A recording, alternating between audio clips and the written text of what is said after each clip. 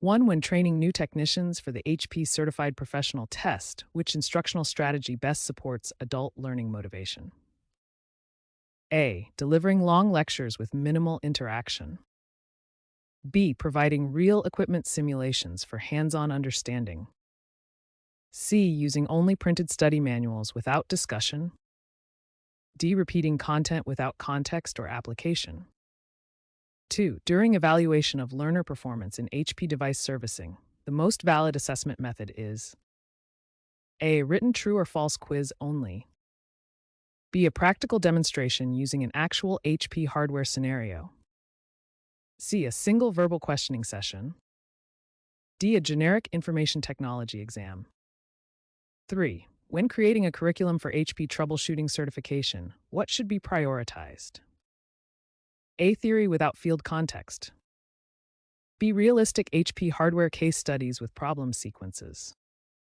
C. Memorized command lists only. D. Outdated version reference material. 4. Which communication approach is most appropriate when guiding a learner unable to configure an HP Enterprise printer? A. Using judgmental language to show authority. B. Asking reflective questions that help the learner reason through the issue. C. Completing the task for them immediately. D. Ignoring the learner's struggle. 5. Regulatory compliance training for HP support roles must include A. Optional data privacy discussions. B. Strict coverage of customer confidentiality and policy handling. C. No reference to security protocols. D. Information only about hardware installation.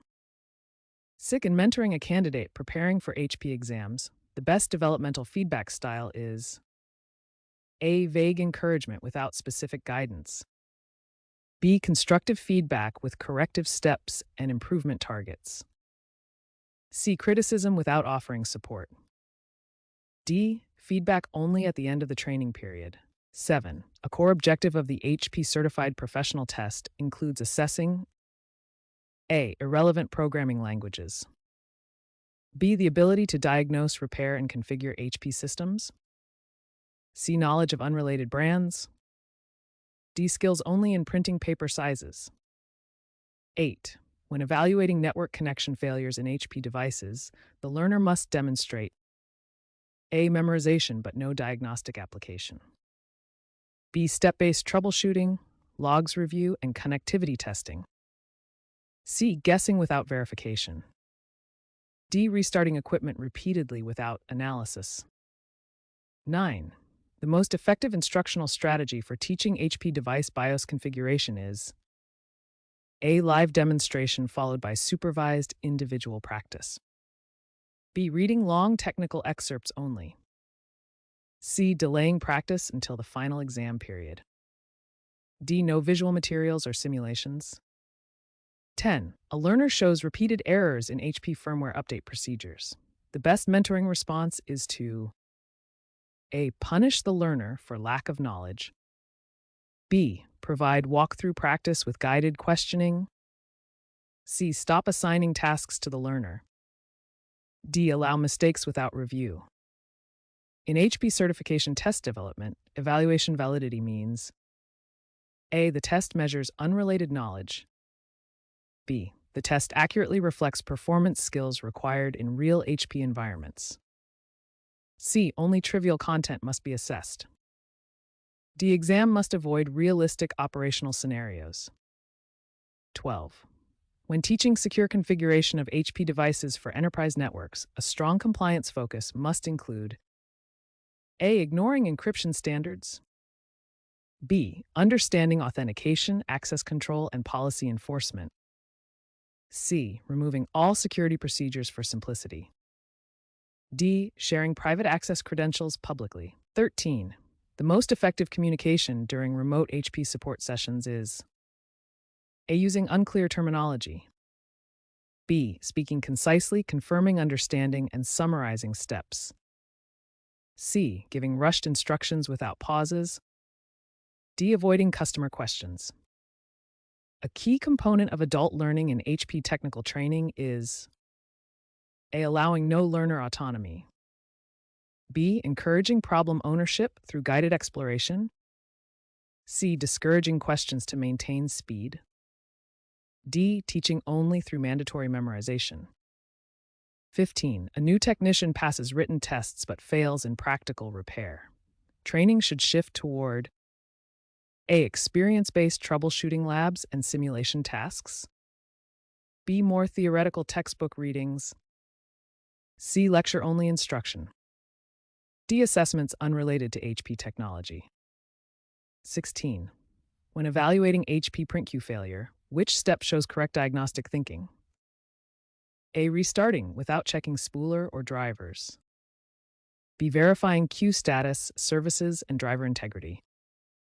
C. Testing random settings without reason. D. Replacing all components immediately.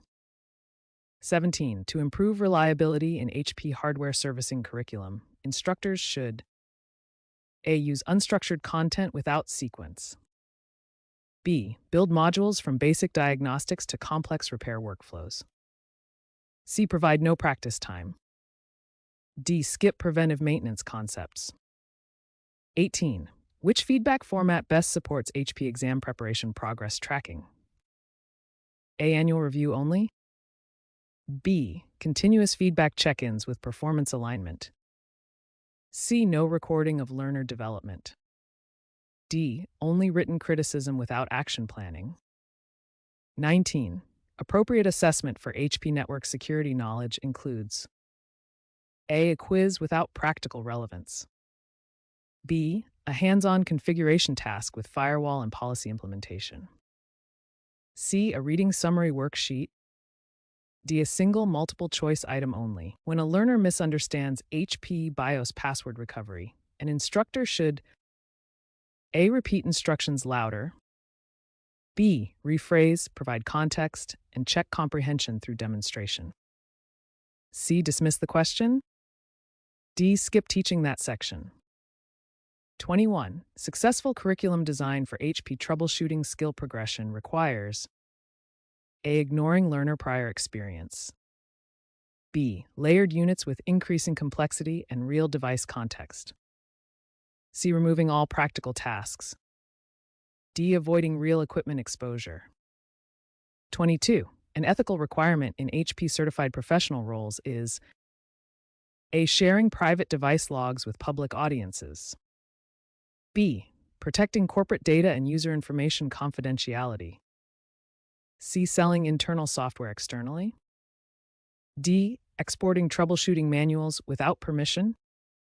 23. During HP test practice, measuring learner retention works best through A. Long lectures only.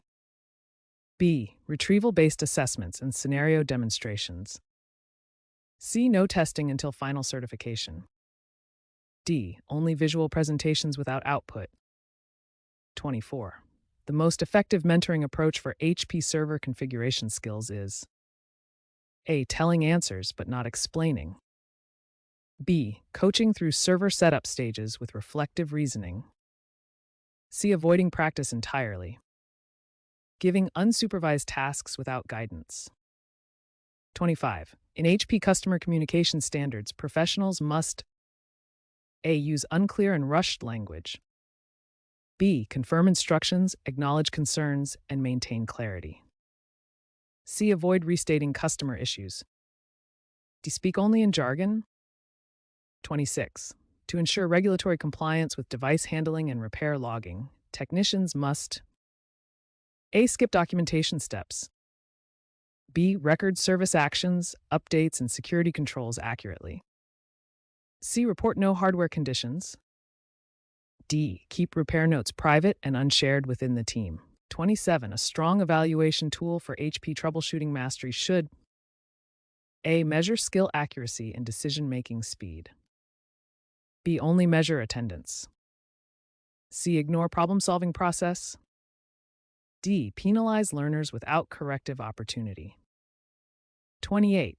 When developing HP exam coaching materials for new hires, the first step should be A. Checking existing skill level to tailor instruction appropriately. Using identical content for all learners. C. Assigning advanced labs immediately. D. Providing no entry assessment. 29. In diagnosing HP device overheating, which student response demonstrates depth of reasoning? A. Replacing hardware without investigation. B. Checking ventilation, thermal paste, fan function, and workload patterns. C. Ignoring warning logs. Restarting repeatedly without checks. 30. The best instructional environment for HP service learning should be A. Rigid, silent, and instructor-only directive. B. Collaborative, interactive, and scenario-driven. C. Focused only on passive note-taking. D. Only theoretical with no lab work. 31. For HP certification remediation planning, the instructor should A. Stop supporting low-performing learners. B. Identify knowledge gaps and provide targeted skill sessions. C. Repeat the entire course without diagnosis. D. Provide no follow-up practices. 32. A key competency tested in HP professional certification is A. Creative troubleshooting decisions supported by technical evidence. B. Memorization without real understanding. C. Guesswork troubleshooting.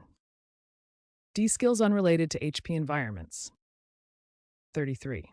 When revising an HP training program, data-driven decision-making involves A. Avoiding feedback from learners.